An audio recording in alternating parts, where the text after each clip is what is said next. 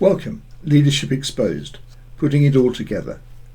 The invisible shift. We spent this series looking at the visible tensions of AI, accountability, trust and ethics. But as we close this initial body of work, we have to look at what has changed without an announcement. AI just hasn't added a new tool to our kit, it's exposed the existing cracks in how we lead. It's acted as a high-resolution mirror, showing us exactly where our decision-making was already weak, where our authority was already blurred, and where our responsibility was already being avoided. The synthesis of the tensions across these 9 videos, one of them remains constant. AI changes the context, but it does not remove the obligation to lead. We saw that in the boardroom, where responsibility remains human. We saw it in the trust handoffs, where the system said so is an abdication, not an explanation.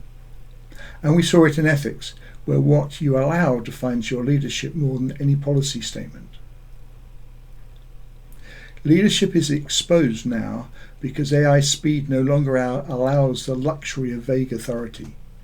You are either at cause, intentionally designing the system, or you're at effect, being driven by it. The new normal for the CEO in 2026, the heavyweight leader is the one who can integrate 3 things: high-speed data, high-fidelity judgment, and absolute accountability.